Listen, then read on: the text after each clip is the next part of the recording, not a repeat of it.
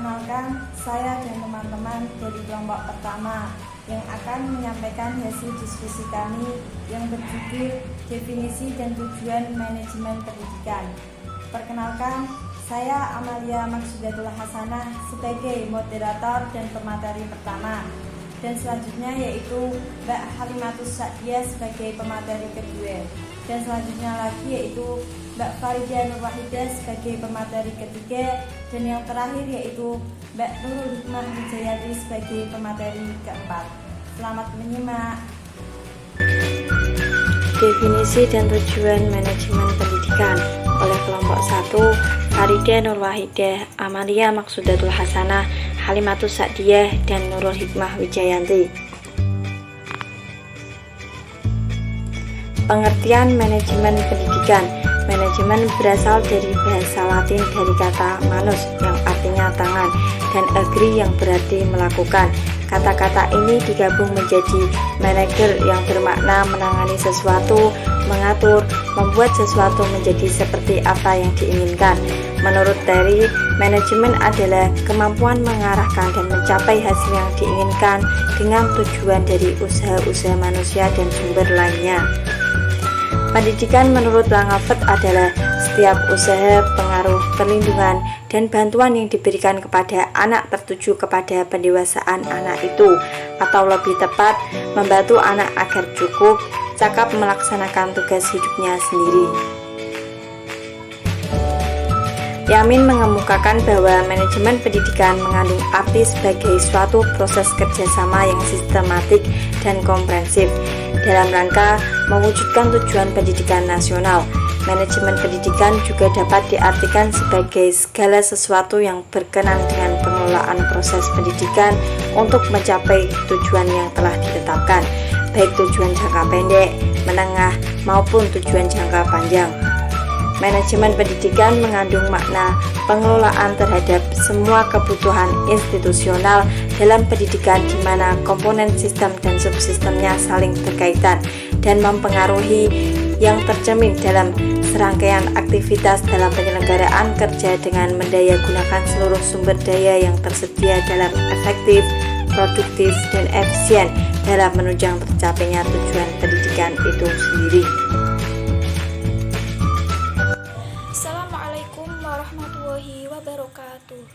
Baik, di sini saya akan melanjutkan presentasi dari pemateri pertama, yaitu mengenai tujuan manajemen pendidikan. Tujuan manajemen sangat erat dengan tujuan pendidikan umum. Karena apa? Karena manajemen pendidikan pada hakikatnya merupakan alat untuk mencapai tujuan pendidikan secara optimal. Nah, apa saja tujuan manajemen pendidikan itu?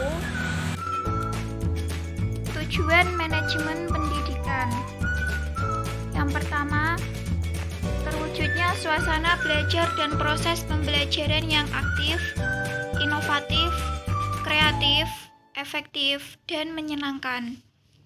Yang kedua, terciptanya peserta didik yang aktif mengembangkan potensi dirinya untuk memiliki kekuatan spiritual keagamaan, pengendalian diri, kepribadian, kecerdasan, akhlak mulia, serta keterampilan yang diperlukan dirinya, masyarakat, bangsa, dan negara. Yang ketiga, tercapainya tujuan pendidikan secara efektif dan efisien. Yang keempat, terbekalinya tenaga kependidikan dengan teori tentang proses dan tugas administrasi pendidikan. Dan yang kelima, teratasinya masalah mutu pendidikan. Terima kasih. Terima kasih. Untuk materi selanjutnya akan dipaparkan oleh pemateri ketiga. Baik, saya akan melanjutkan penjelasan dari pemateri kedua. Prinsip-prinsip manajemen pendidikan. Douglas merumuskan prinsip-prinsip manajemen pendidikan sebagai berikut.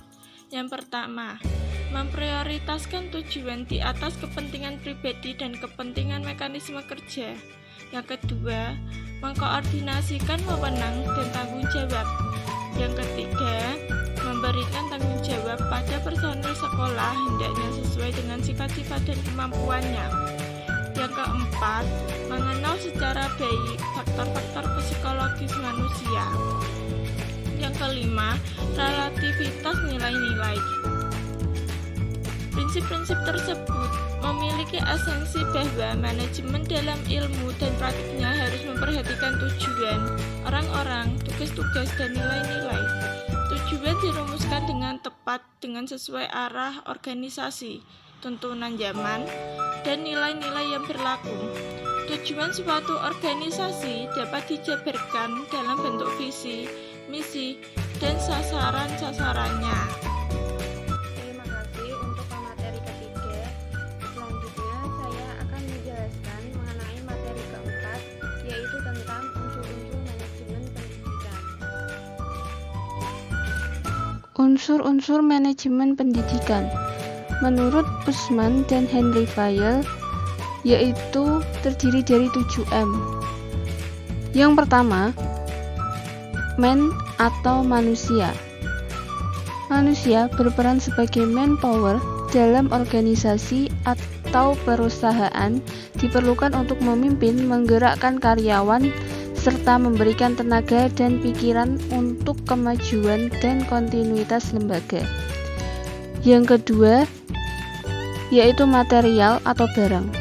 Material digunakan sebagai proses produksi dalam suatu perusahaan atau organisasi.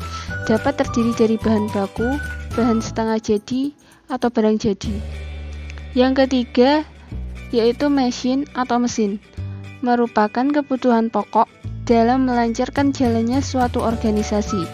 Mesin berupa peralatan yang digunakan oleh suatu instansi atau lembaga, baik itu peralatan modern maupun peralatan yang masih bersifat konvensional. Yang keempat, yaitu money atau uang.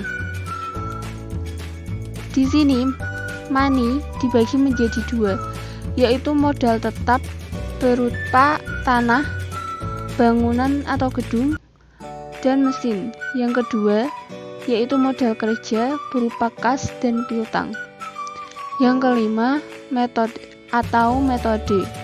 Pemilihan dan penggunaan metode yang tepat digunakan sebagai aturan atau cara-cara tertentu yang bertujuan untuk menghindari terjadinya inefisiensi dan pemborosan. Dalam lembaga pendidikan, metode pembelajaran yang dibentuk oleh seorang guru sangat diperlukan dalam menerangkan pelajaran, karena metode yang dipakai akan mempengaruhi peserta didik dalam memahami pelajaran. Yang keenam yaitu market atau pasar. Pasar adalah tempat bertemunya penjual dan pembeli untuk mengadakan transaksi. Dalam lembaga pendidikan, market berupa tempat terjadinya interaksi antara pendidik dengan peserta didik maupun dengan stakeholder yang ada dalam lingkup lembaga tersebut. Yang ketujuh yaitu minute atau waktu. Merupakan waktu yang digunakan dan dimanfaatkan dalam pencapaian visi dan misi suatu lembaga secara efektif dan efisien.